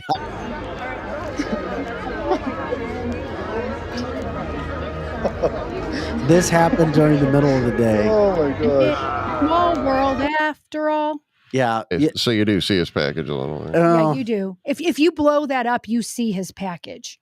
And we have lots of video of this. What you do?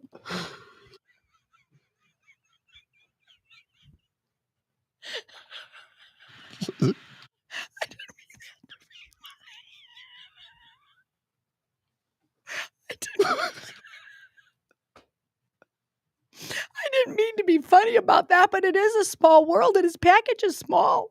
It's not very big.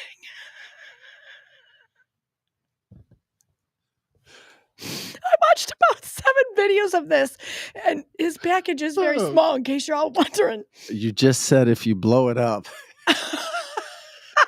then you can see it. Oh my God. Inappropriate. If you blow it up, you can see it. Well, looks like that one that got it blocked out. Oh my gosh. It's a small world. Oh. Idiot. What about these kids? Yeah. Okay.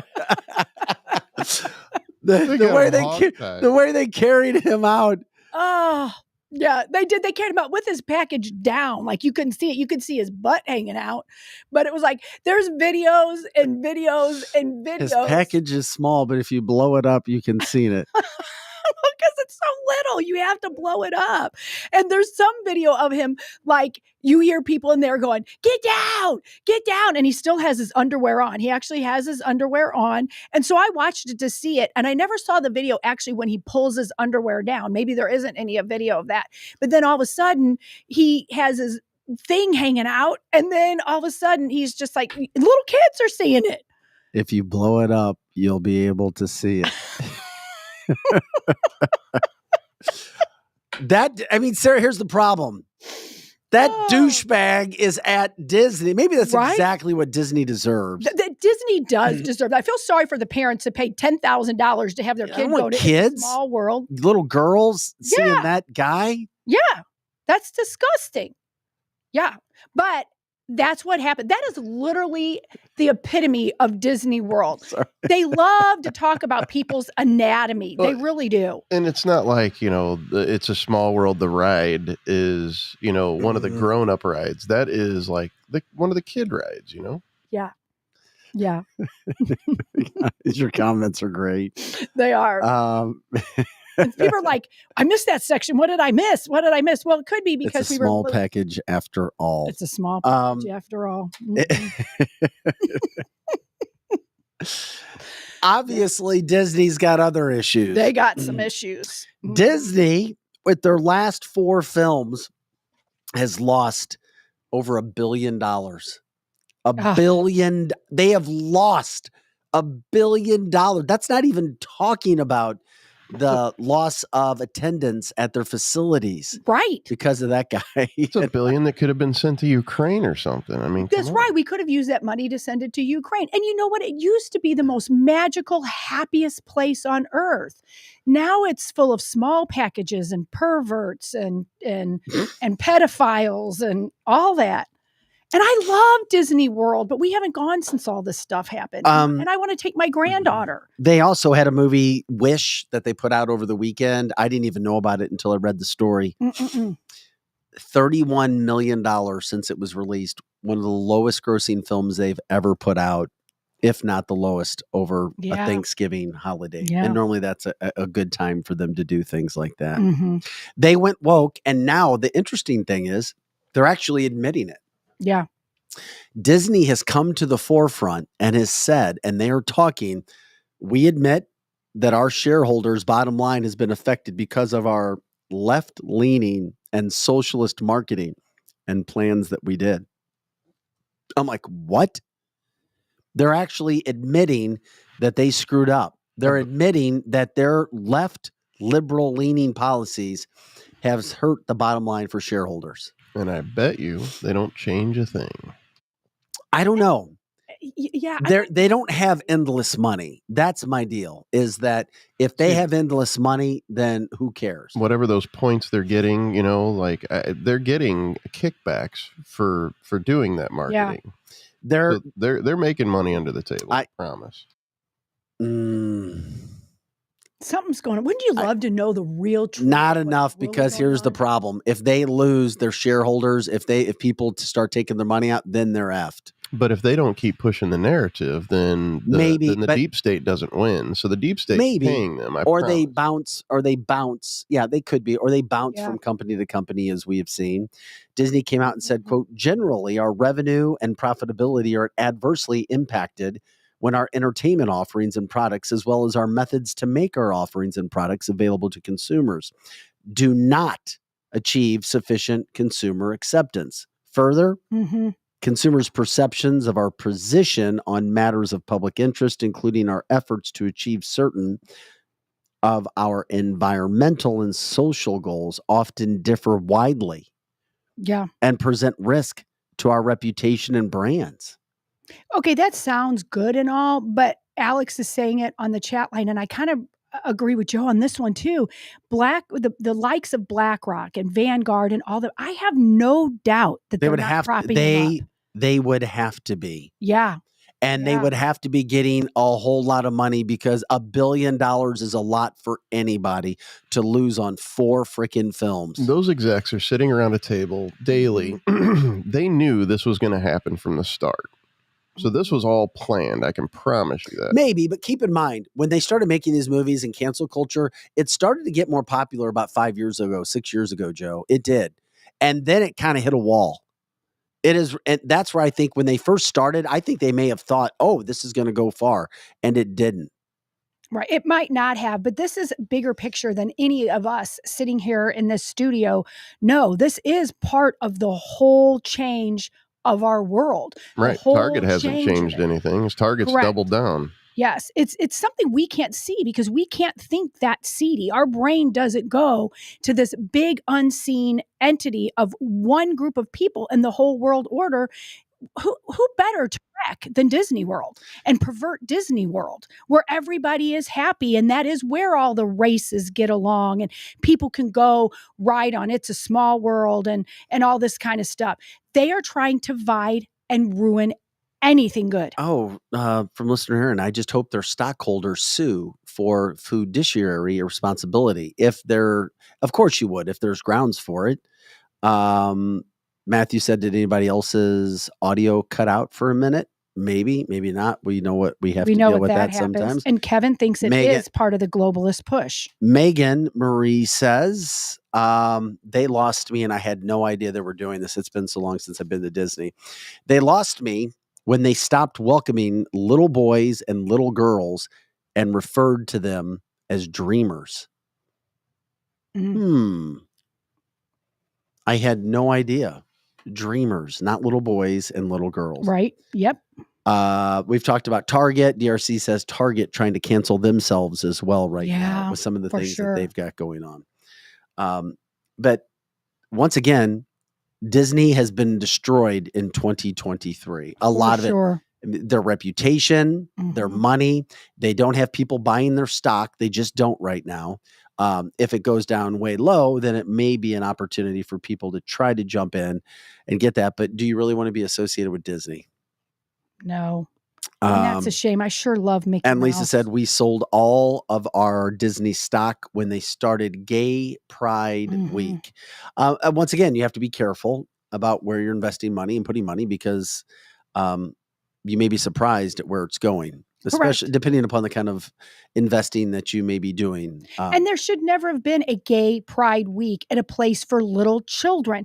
When you are dealing with little children, the only thing that Pride talks about is your sexuality. And I'm going to say it again, your sexuality. Kids should not be understanding people are gay, heterosexual, knowing about sex, small packages, big packages, any of that. They just want to see Mickey Mouse. They just want to see Mickey Mouse and ride on, Space Mountain and all that. Instead, you have to have these dumb flags flying around saying, I'm gay at Disney World. Kids don't need to know that. They don't. They absolutely don't. A 4-year-old, a 5-year-old, a 6-year-old, they just need to ride the rides, eat little Mickey Mouse ears, and have a good time. And they just keep wrecking it. Yeah, we know that that's on purpose, and there's a plan, there's a plot for all of that to happen, for all of that to take place. Yeah, that's what goes on. And we try to cover out all the stuff that we can. That's why we get to a variety of topics and have the conversations that we do from an entertainment standpoint, from an educational standpoint as well. And that's why we invite you in for the live cast. That's why we do it every day. We try to find the best topics, the best information. We appreciate you guys jumping in with us. We appreciate you sending us information and stories and interviews to get into. One thing that I did talk about that I was hoping people would see is on Friday during the 8:00 hour, Patrick Willette, who joined us, it's been a few months since we had Patrick on. I remember it was in the summer, but he did a massive breakdown of the JFK assassination and who is to blame and who did it. It was phenomenal because he spends a lot of time. He's an academic. He studies, he reads, he puts these pieces together. Loves our show, and we're grateful for him. He joins us from the upper Northeast. He'll be joining us Friday to talk about the inside job, the taking over of Minneapolis. And it has a lot to do with what we were talking about today when it came to immigration and illegal immigration. But in this case, a lot of it I felt in Minnesota was legal immigration in Minneapolis over a long period of time. And now, obviously, who knows? God knows what's happened over the last 3 years, but it will be a fascinating interview. Kelly Mano, Eric will be in on Friday as well. So there's just a lot of topics, a lot of things that are happening.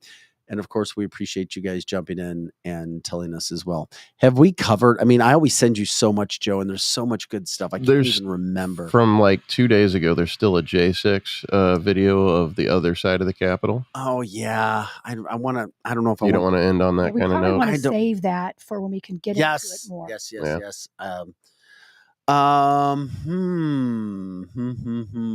want to talk about December the 7th? Oh, yeah. Oh, that's right. We got that too. We got our holiday 1-year anniversary party, December 7th, 7 p.m. We're making up a full screen of it right now. Thank you so much, Lizzie. 7 p.m. at Wenty's. We invite you to come out. We'd love to hang out with you guys. Have a Coke, have a drink, have water, an appetizer, something from that standpoint. Catch up with you guys that make the show. Spread the word. We'll be there all night. Come out and join us if you want to be a part of it in the Chesterfield Valley, praying for good weather. But then again, too, they have the heated patio, which is really big as well. That's probably where we'll be, is probably back there. That's where we'll be. We'll be out there. That's a nice there. area. And we appreciate it. And by the way, if you guys think you can or can't come, can you let us know in the comment line as well if you're coming? Trying to get head counts and things from that standpoint, because you just never know if people just stop in. Even if you stop in for 5 minutes, 10 minutes, whatever, we'd love to take a picture with you and put those pictures together. Correct. And just, celebrate you guys. Once again, Thursday, December 7th, at 7 p.m. at Winty's in the Chesterfield Valley, which is right near our studio. So it's very, very, very, very, very close. Very close to the studio. More details to come on that as well. Yes. And you don't have to RSVP. Like at the last minute, you didn't RSVP. You can come anyway, but we would like you to put it on the comment line. And we'll be talking about it every day till December 7th. Just put it on or DM one of us, DM Vic, or email one of us at vic@cancelthisshow.com, producer at cancelthis.com, or Lizzie at cancelthis.com. And what do you got, Joe? We do still have the Patriots list of the week. Yeah, can we pop that up too? Up. We've always got so much. We pack. This is the fastest 2 hours in podcasting. You know how fast we go. The topics we go. Mm-hmm. And the other great thing about you guys as listeners, and we love to grow as much as we can, but when people tune into the show, the listening rate is as high as it is for any show in America, according to Alex. Yeah. People that when you guys tune in, you stay, which is fantastic. It is. It's awesome. The Cancel This Patriots, special thanks today, or congratulations. And this is put together by Alex and crew, and it switches a lot too. Charles Reichman, Wesley Smith, Donna Greiner, Todd Bodecker, Dave Wenzel, Trisha Lynn, Eddie Hortzman, Patty Mungerketty, I hope I said that right, Stephanie McInturf, and Kathy Woldridge. Thank you for your support, and thank you for any donations that can come on. We are grateful for that. Sarah says, how long will you be there that night? I'll be there late. I don't know. I would say at least 3 hours. I would say 7 to 10. After 10, we might even still be there, but we'll say 7 to 10. And then if it gets going good, we might stay longer. I'm only going to be there for like a 15-minute window. So, well, we at least need. And I'll be behind a fence to where you can't see my face. And if people are going to be behind a fence, yeah, because you're Wilson. Yes. And if people are bored, we do a show, or if you have time, you can tune in. We do a show. What is he called? The Wolf of Washington? It's called Slightly Right. Slightly Right.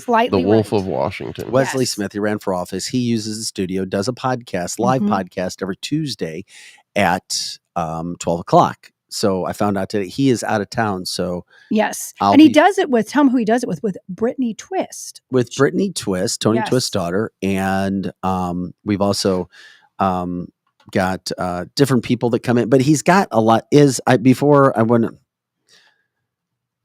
Ashley is consistent? Ashley's there every week or every other week? She's been there the last 2 weeks. Yeah. Ashley Milan. She used to do a show here as well. We'll get her on the show too. So I'll be in with them today at 12 o'clock.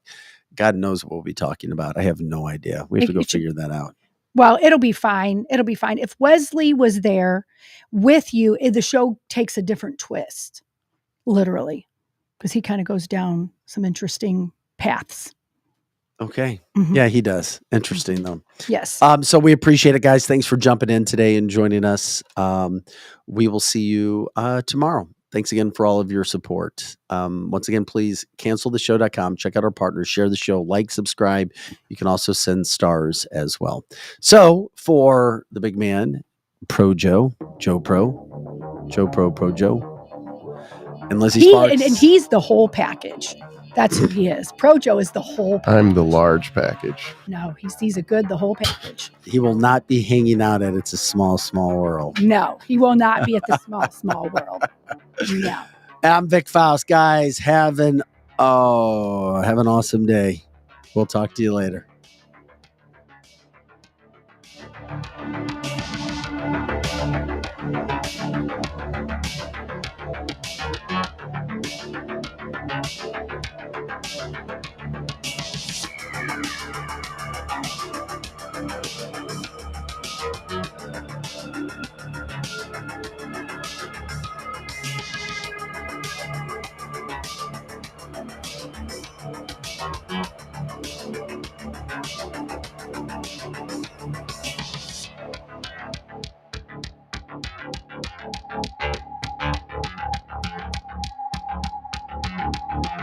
now.